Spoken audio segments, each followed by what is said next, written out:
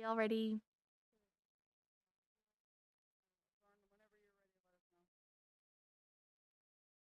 Right.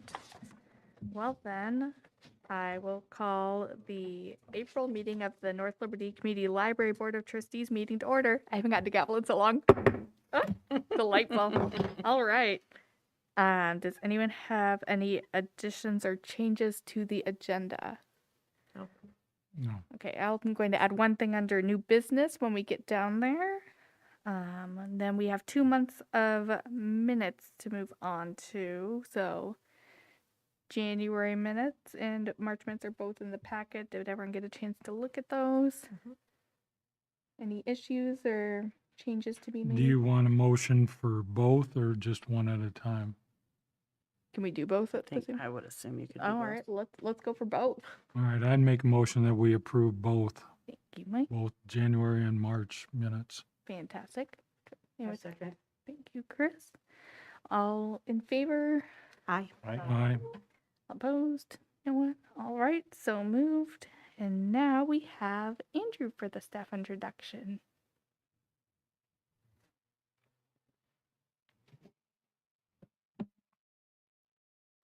Hello.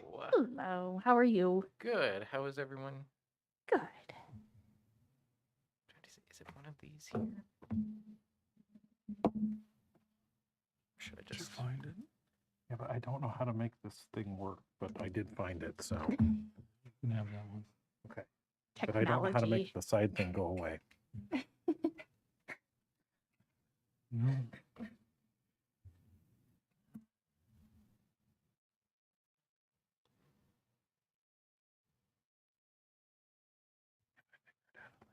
not sure I like whatever.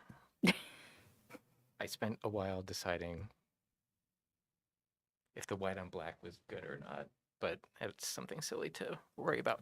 Okay, so I think everyone knows me. I'm Andrew Frisbee, the collection development librarian at the library. So here to just sort of check in on how everything is going.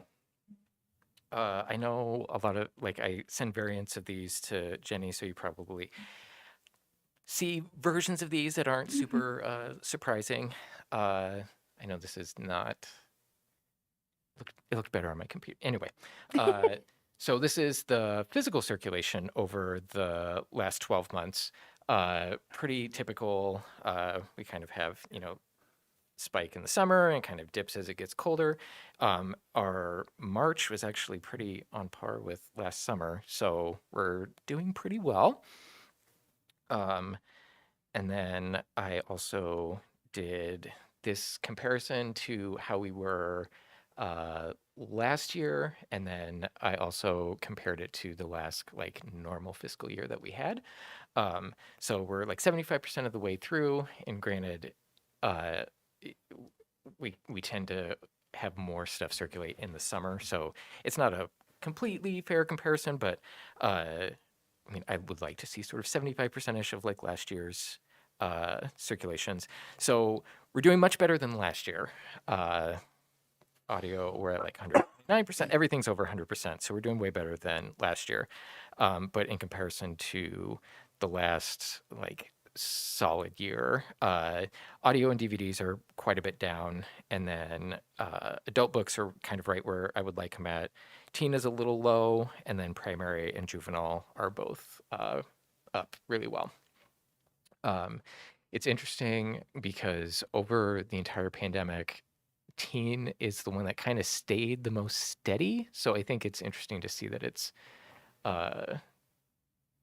dropped a little bit. Maybe more teens were reading during pandemic, I guess. I'm not sure about that. All right. Switch to my next page of notes.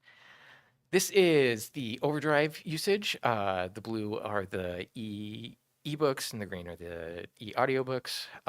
So there was that. So this is over the last 5 years. So there's that big spike in right in April of 2020, and then it's kind of evened off. It's not like it didn't stay that elevated for us.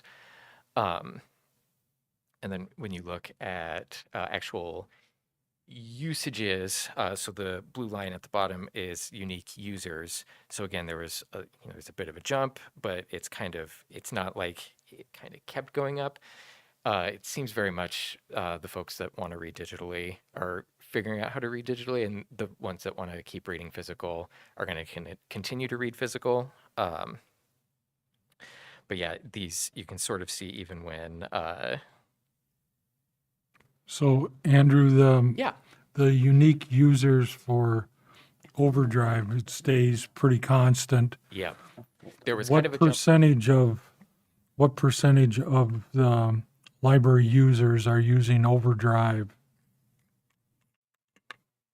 That is a good question. I'm not sure I've looked at it that way. I will. I don't have my pen on me. I'd be interested Okay, in yeah. how that is, because it looks like that's a pretty stable population. Yep.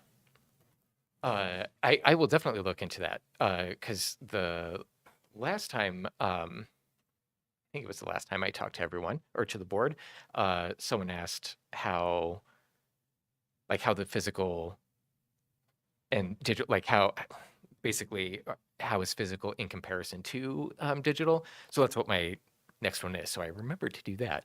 I will look into that. Uh, Because that might drive decisions on if this is going to stay stable no matter right.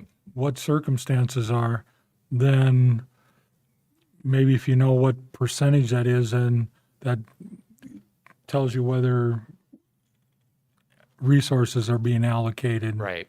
Right. Yes, I will definitely look into that tomorrow. Okay. Oh, so then this is the cloud library usage. So this is a new digital platform that we got that also has an app feature that we really liked that enables patrons they can just use the app to check out stuff like right in the library. They don't necessarily need to come to the desk.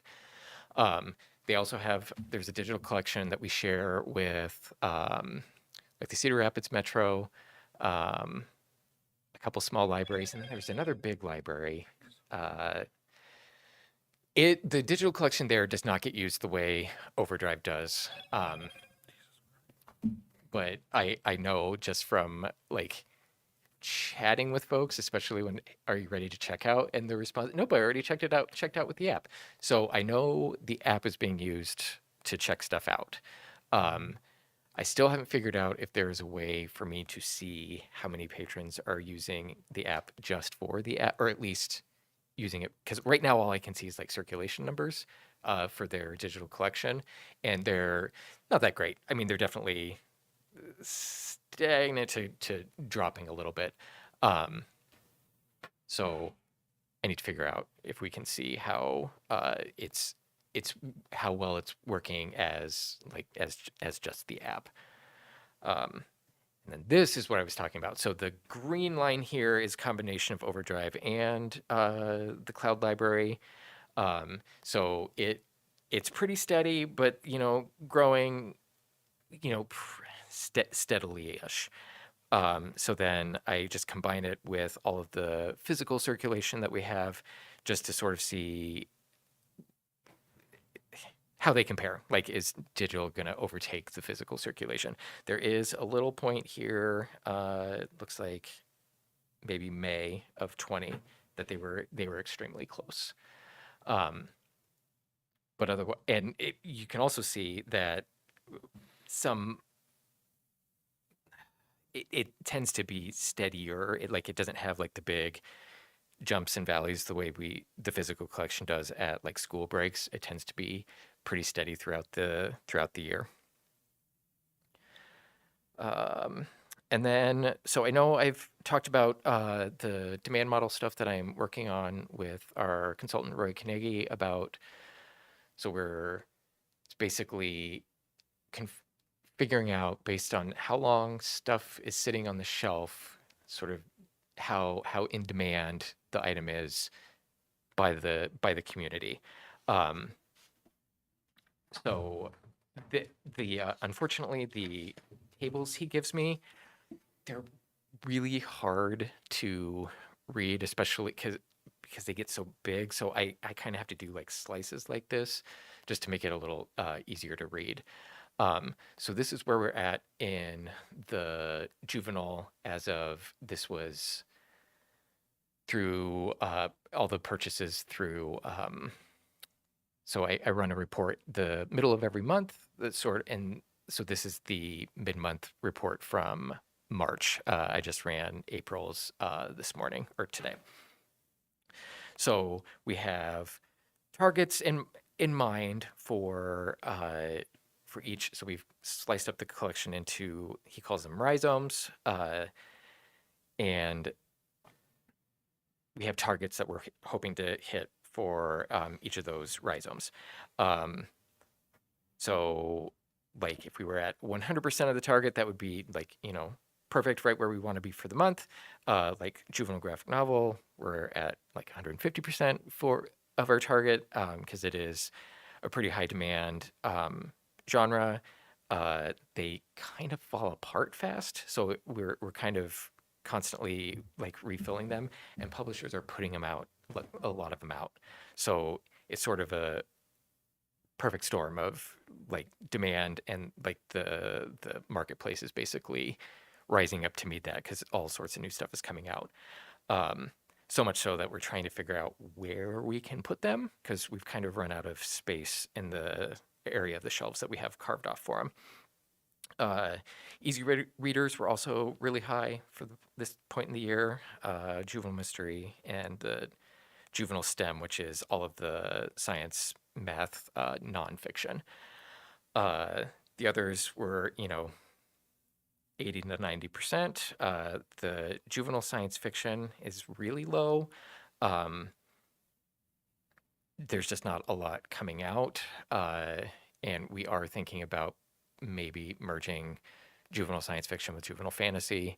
Right now, my inclination would be to just keep it called juvenile fantasy so that we don't have to retroactively relabel all of the old stuff. But Roy has said if you do that, maybe keep them labeled as they are, but we just merge them so we can just sort of see like what's science fiction's going out, even if it's rolled in with fantasy. But there's no firm plans for that yet. So this is new number. This is generated every month, but the targets we determine basically right now over the next. I meet with him via Zoom on Thursday, and we'll probably sort of have a framework for next year's plan for like what our targets for next year will be. It also has targets for what we should probably be weeding. Our goal, because is to basically be steady state, because we don't really have room to grow into. So everything that we add, we should be taking out. I am behind on weeding. It's not that it's hard. It's just I think sometimes I start to justify like, oh, but someone sometime could want to read this.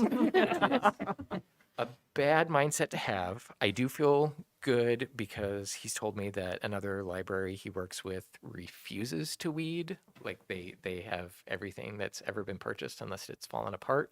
Oh my goodness. I would really like to see these shelves because I know, gosh, when we went to Keokuk, they talked about how they had an old director that they had stuff stacked everywhere. Like I just seemed like a tripping hazard, fire. Yeah, just. I So yeah. just talked to a librarian recently who said that they've done some massive weedings Uh-huh. and their circulation has skyrocketed. Yeah, because it's easier to find stuff. Hmm. And then with this, we can also sort of see what the demand is for individual titles. So I know this is kind of small, but like one of the big titles that came out towards the end of last year was Cloud Cuckoo Land. So we currently have 3 copies, but if we were to meet the demand that 68% of the time patron coming in looking for that book was able to find it, if we had 5 of them, that's where we would be at. So statistically, you can figure it out to 50% to 95% to 99%. We're not doing 99 or 95 because basically we would probably be pumping all of our money into like 20 authors and not really having anything else. So the 68% is like a good middle ground where uh, the demand is being met. And what's really nice is I am not seeing holds for stuff. We currently don't really have a long hold list on anything. Um, there's like one or two people, but that used to be my metric. I would see, oh, this book has 20 holds on it. We need to get a bunch more copies of it. And that isn't really happening anymore. But like with this Cloud Cuckoo Land, if it's on the shelf, it's checked out immediately, even though no one's placing it on hold. So this way of laying out the data makes it really easy for me to say, hey, we need more of that. And then when Anthony Doerr has another book come out, we know, hey, the last time he had a book come out, it did this well for us. So it's helping determine like the high demand authors and like how many to purchase. And then this one's a little spongier. So this is how the demand for the adult fiction collection changes over the course of the year. So this is for the last 3 years. And the different colored columns are the different like quarters of the year. So spring, summer, autumn, winter. So we took the last sort of good year with like solid data. So like 1920. And then are just sort of waiting to see where we are sort of back in that recovery period. So like where's my mouse at? So when all the circulation, the demand is up like in this blue area. So he was telling me that, so he also works with independents, he said, that they were basically sort of in like a full recovery period starting in spring of last year. So they were kind of all in the blue from spring, whereas ours kind of hit more in the summer. It's probably just size of community, different mask mandates, all that kind of stuff that sort of contributes to that. But then also this sort of bigger but fainter line is actual adds to the collection. So you can sort of see, especially over here, that like as we have ads, the demand is pretty high, and then as like ads kind of taper off as the year closes out with just fewer new releases, the demand for adult fiction kind of tapers off. And then during the year that not much started, but we did add a bunch of stuff. So let me see if I reminded. I thought I had one other thing to say about that.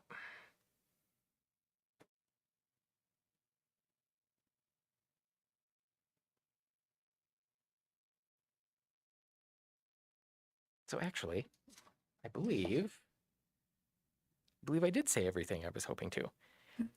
Any questions? Are there any talks or plans of creating an app that you can go online on the app to say, put a hold on a book or see what we have in our physical collection, like there is for Overdrive or Cloud Library? So we have a couple of Things we're looking at. Yes. So it could be that would do that. Yes. And it would hopefully, the ones we were looking at would basically be able to, it would show everything all in one spot. It would show our physical stuff. It would show our digital stuff. I believe you would be able to do the checkout, hold everything from the app, which would be very slick. We have not had the demo yet, and we don't know the price. So Right. But we have to, I actually in Portland, I met with someone from a thing called Palace Project. That one I'm a little more iffy on because I'm not sure. I don't know if it actually has the physical collection, or if they're just talking about combining the ebook collections, all of our ebook collections. The other one would allow for the physical, I think. So that's probably, and was it called Lyrasis? That might be the one that Palace Project. I can't remember. Anyway, there are two possibilities, and we are certainly looking at that right now to do that, because we think it would help with drive that Cloud Library numbers up. And I get confused, to be honest, like, for I sure. need I to know, look here and for. and I know that was Andrew had some hesitation when we started Cloud Library that people might not go over to Cloud Library. It is a lot less expensive, and I mean, well, not a lot less. It's less than Overdrive, but Oh, like the platform fees. platform once Yeah, now that we're in because it. the cost of the materials is the same. Mhm. Those are set by the publisher. The- So like even when there's like a sale on digital stuff, it will be on both platforms. It would be the same price because the publisher sets The that. beauty of Cloud Library is that once we buy them, they're ours. Which isn't quite the same with Overdrive, but I think if we shift, because that stuff's owned by the group of all the library, but Yeah. anything we've purchased specifically for Cloud Library, if we decide to discontinue it, it will shift over to Overdrive, those copies. Very good. So. Anybody else have questions for Heather? I have a question. Yeah. I'm just curious. So, if there's a book that someone requests, do they just email you, or do you have something on the website, kind of like Iowa City? I know has like a We request this do have item. a form on the website, like a request for purchase or ILL. And yeah, it's basic. You can put in, I think it does ask for name and email. There are like two things. So Okay. one of the Number, I think, a name. is it required. because yeah, and then or email. So yes, by and large, everything that gets requested, like I do my best to like find a purchase or find a copy to purchase, or get it interlibrary loan. There are a handful of times where it's almost like it's almost for like a course, or it's like a textbook. Sure. That it's kind of out of our price range. It's like $200 to buy a new copy, and it's like clearly, dated, and it's for a very specific like class. And sometimes those brand new ones, even like the universities won't lend them. It's really slick because for the longest time, interlibrary loan was done. We mailed everything, but the state now we have a courier that stops at the library twice a week to pick up all of our interlibrary loans and even the open access. So like stuff from Cedar Rapids that's returned to us, we just put a little note on it that says it was returned April 15th. We put it in the bag, and then even if it takes like a week for it to like get sorted through and back to the Cedar Rapids library, they honor that as the check-in date. It works really, really well. And the universities and even like the small colleges, they're not on the system. I don't know if there's much push for them to be on the courier system. We can borrow from them, but that's all done through mail. But it's pretty infrequent that most of the times one of the public libraries has what our folks are looking for. Thank you. Yeah, you're welcome. Any other questions? Thanks, Andrew. Thanks Thank so you. much. Perfect. Just get this out.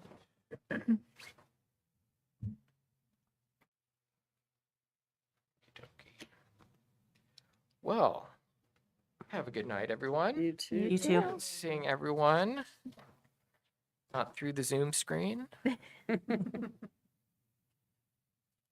Alrighty, thank you, everyone. All right, we'll see you Thank you. later. Bye. All right, Jenny, do you want to move on to the budget and all the reports? You bet. So the main things I'd point out on the budget are that, like, you can see utilities is super high. Gas prices are very high right now. That line is well over budget as well. I mean, our software maintenance fee is 101%, which is fine. That's for the year. They're paid for the annual year. And those are really skewing, especially the gas, those numbers to that 92%. The other one is training, and what you'll see is then coming up is our amendments. I just requested amendments. I did list in here, and a little bit later on, the amendment request was about $17,000, just under $17,000. So those numbers will round back out. After that, hopefully, I did request coverage for the rest of the gas bills for the rest of the year, so hopefully that will come through because that was not expected to be that high. Other than that, we're sitting really well where we need to be. You know, our contractual sources are low and commodities are high, but in the long run, it'll just all even out pretty well to get us through the rest of the year, which is not very much longer. Just a couple more months of expenditures coming out. Is there any questions about amendments or the budget? I'm sorry, did you say when you'll find out about the amendments, like an official decision? Oh, she just puts them in and then Okay. they show up in the next round of next time I run reports. It might be, she said she was going to start tackling them this week, so I would say probably in the May. It should show up in the May Okay, great. report, hopefully. Using the new software is a little different. We requested it. The request went through a little differently, and it was really slick, just new. Hmm. So other than that, if there's no questions, I can go on to my report. Sounds good. Friends will meet this month. They didn't meet last month because they have their their book sale coming up. Andrew will be working with them on their book sale here, and I will. But mainly Andrew helps them with sorting and getting everything laid out well and all those things. He's kind of gotten into a routine with that. So they will be meeting then. And then we had our strategic planning. I was going to put Scott on the spot a little bit, but he came to our strategic planning on April 8th. I think it was a really good day. I did include just a list of in the packet, not in my in this packet report, but in the folder, just a list of what we came up for what we're thinking will be our sort of visions or values that we'll use to drive the goals. My next step will be then in the next week or two is to write those goals, get it tackled. It has to be submitted to the state as well. So we're kind of on a time crunch, and then obviously it's just a constantly moving target for us. But I think we came up with some really good plans. We call them actions instead of objectives because I like that better. So we'll be writing out our goals to match those visions or the values that we've put on target, which are access. We kind of cheat because really we should have like 3 to 4, but what we did was have like, oh, let's pick this one and then have this one nestled under it, so we more have like 6 instead of 3 or 4. But mainly the idea is that we'll have like diversity and equity and inclusion sort of driving all the forces driving everything we do. But I'd have to go back, and I can't figure out where it is to show you or to talk about it. But did you guys get a chance to read through the values or that I listed? Well, I know you did, Scott. Scott, do you have anything to add or? It was a super day. I think that we all probably have experienced an in-service day that was less than productive, and this one was not. This was amazing. Everyone on Jenny's team is present and participating and has a strong commitment to what we're trying to do, and it's very impressive. So that would be my short and sweet Thank you. That's awesome. observation. Did anyone have any question about that process? Well, you'll see a more detailed report hopefully in May. With the next report, I'll hopefully have everything drawn out and done. That sort of falls into my lap, but I want to make sure that the staff is also on board and a part of that whole process, since many of the goals and actions will be attributed back to them. The one thing that I asked Becky to do, and I want to make sure that we do, is that in each one of those goals, we have sort of point people. It's a position, not a person, to make sure that we're accountable to what our goals and actions are, and that we're following through with reporting those, so that it's not just a scramble every time we want to report.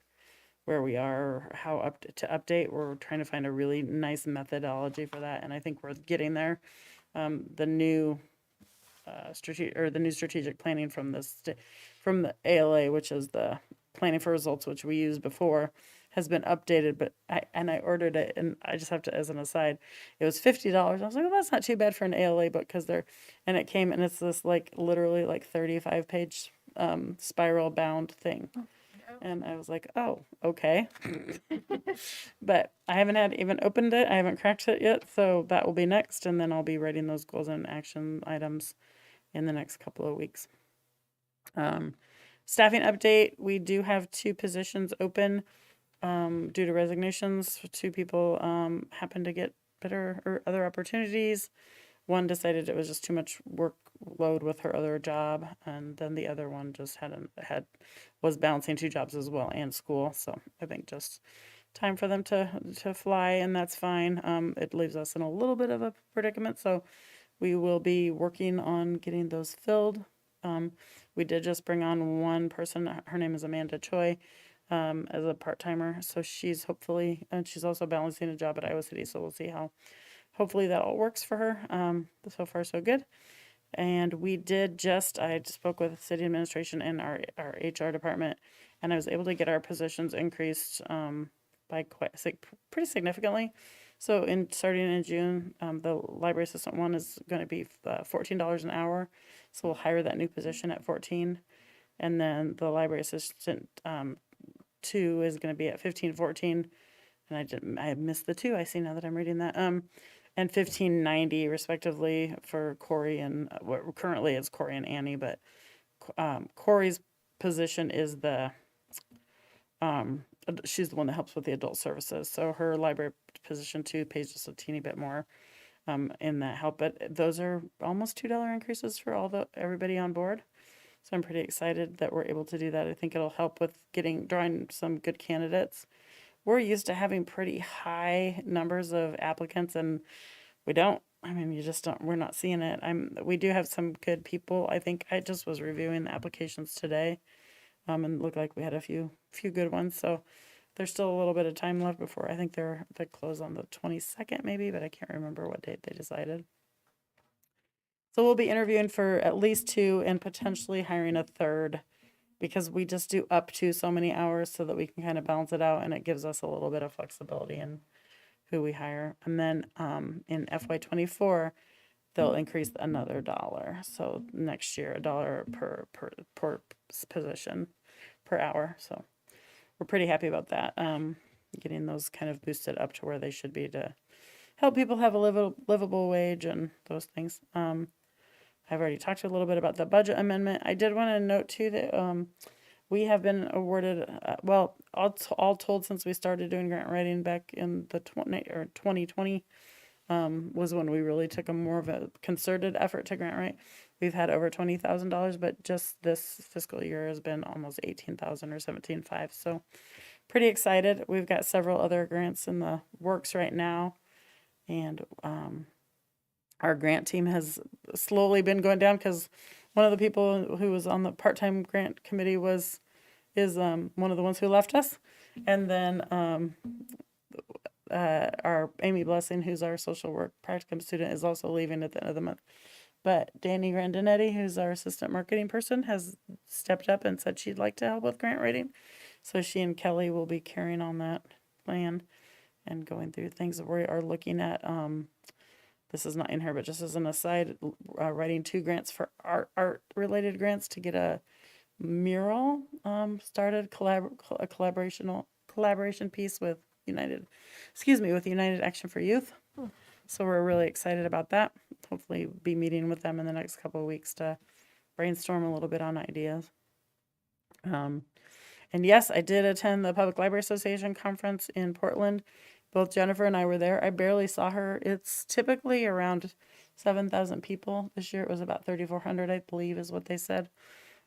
So interesting, very large conference with lots and lots of really interesting topics discussed. So I listed some of the sessions that I personally attended that I really enjoyed. And honestly, I have just been trying to unbury myself still. since I got back, so I haven't even had a chance to go back through them and say, oh yeah, this cool thing. Oh yeah, this cool thing. So that's next. But there's a couple of the things were things that other staff had asked me if I would attend on their behalf and bring back the information to them. So that's, I'll be sharing those details with them as well. And then I just got back last week from the Association for Rural and Small Libraries Board Retreat in Columbus, Ohio, and Erin was also with me on that. She's a board member of that group as well. So we did strategic planning for that group too, which was very productive and a lot of fun. And then just staff reports is what we have next. And as you'll see, Jen talked about her report and about hiring Amanda. There's some overlap as you see throughout the reports. Is there any questions about any of these? If not, No. moving on. All right, so next we have policy review, and we have two. The first is the proctoring policy. Did everyone get a chance to look over that? Were there any issues that anyone saw?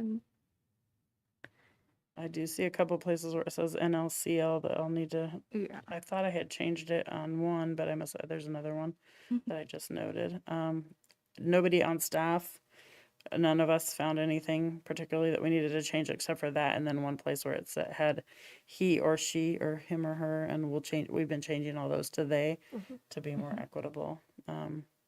So I'll probably just start doing as soon as I review the policies and getting them changed, since that's something that is part of the just general grammar things that we talked about.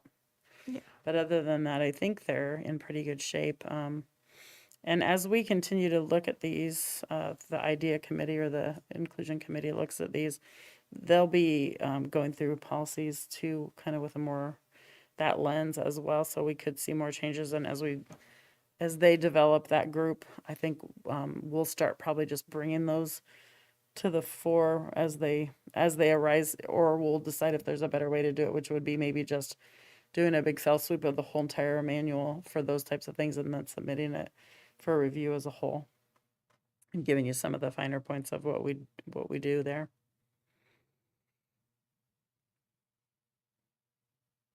So I will update the NLCL, which is in Guidelines for Volunteers E. Yeah.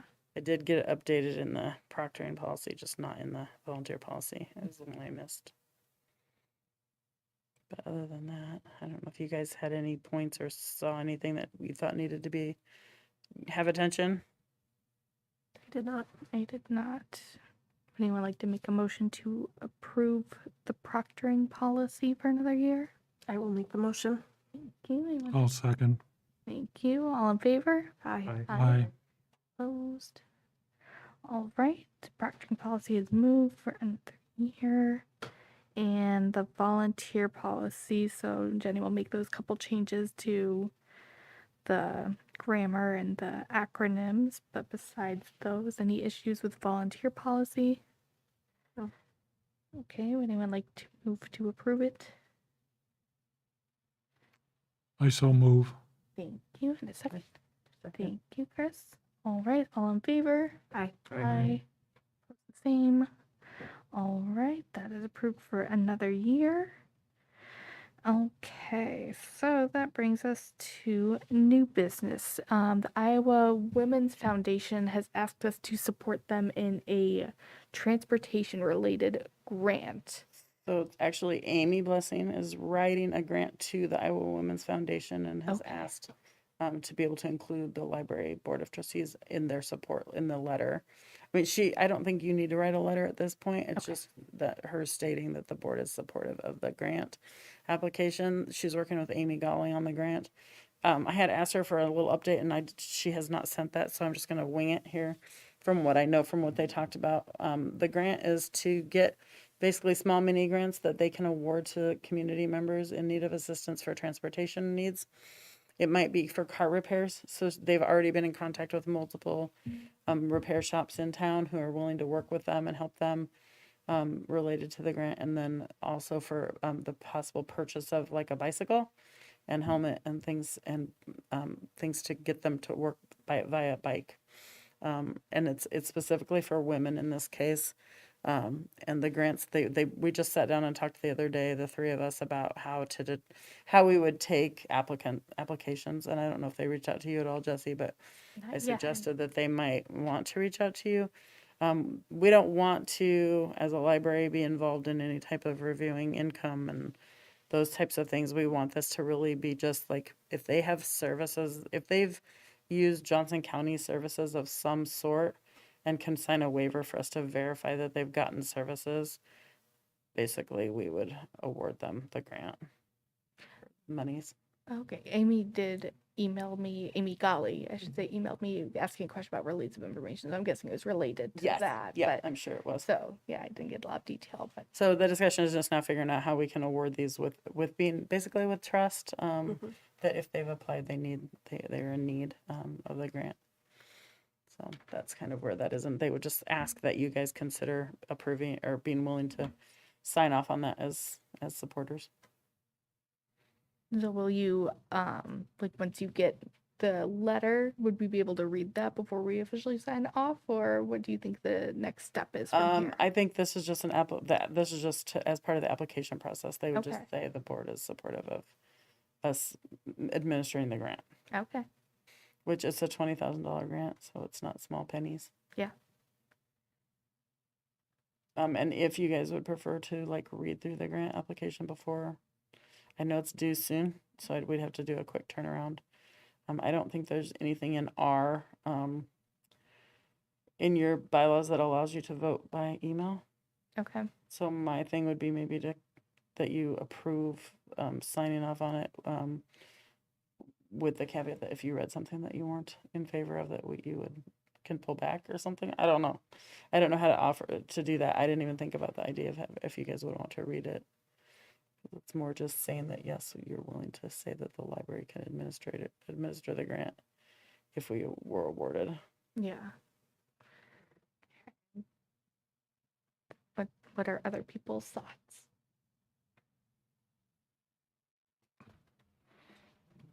I guess my question is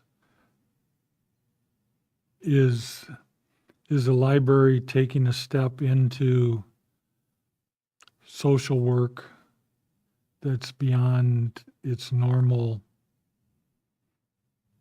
scope?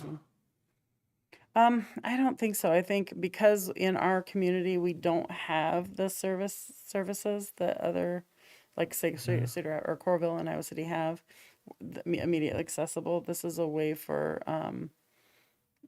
the city and the library as just the administrator to offer sort of some services that might to help. And always I feel like our role in social responsibility is if we can help people find work, that's an economic development thing, or keep their jobs because they can then get to work. That economic development role that libraries do play comes into practice here, I think. And because we are honestly having had this social work practicum student now for 3 years, I think it's something that is really needed. We're doing it the best we can by just having the practicum students. My eventual goal, sooner rather than later, would be to have a social worker on staff coming down the pike and to provide that aid, because so many people come to the library looking for that type of assistance and in doing these applications. Amy has been helping people with navigating financial applications, particularly during COVID. More than we ever thought that would be needed. But I think it's just a role that's happening across the country. It's a trend that we're seeing. That being said, I think that for libraries, we look at the micro level, what little things can we do to assist like this versus the macro overall, bigger picture that social workers are trained to do. We don't have that training, and I wouldn't want us to take that burden on. I mean, I don't think we're not in a position to do that. But with these types of things, I think we can provide assistance. Well, I'd be willing to support it as long as in that vein that you're talking about, that there isn't a parallel institution as part of our city, part of North Liberty, and that we're trying to make a difference for individuals in our community, and that this is the best best way we can right now. But I'd also think that we maybe need to take a look as to where does this fit into the scope of services for North Liberty and where it's best able to be housed going forward. I think that's a really good point. So I'd be willing to support it in that vein. I think I would have preferred to have read the application Yeah. first, but overall, I'm supportive. And I can certainly, I can send that to you guys as soon as she's done with it. If it's not done, it may be done or very close. And then, I mean, again, I think you could just say that you approve to support it as pending reading the application. That's reasonable. Yes. Or the part. That's completely, I mean, reasonable. Any thoughts, Chris? No, I think that's a good idea. I would agree. I'm supportive of the idea of breaking down the transportation barriers that North Liberty faces, and I appreciate the library's assistance in that. But I would like to read more, especially about the application process and the breakdown of things. But I'm definitely supportive of that idea. Awesome. All right. Then I will just pass that on and I will get you whatever I can as soon as I can. All right. Anyone else have any new business to bring up? Do we need to make an official motion to support that at all, or? I mean, I guess you might want to just, make that motion pending the reading of it. And then, Okay. then it's on the paper. All right, well then I will make a motion to support the transit grant application pending reading the application itself. I'll second. Thank you. All in favor? Aye. Aye. Opposed? All right. Fantastic. That's official. Awesome. Okay, well, that is all that's on our agenda for this month, and our next meeting is scheduled for May 16th. I'll make a motion to close the meeting, adjourn. Second. All right, all in favor of adjourning? Aye. All right. Thanks, everyone.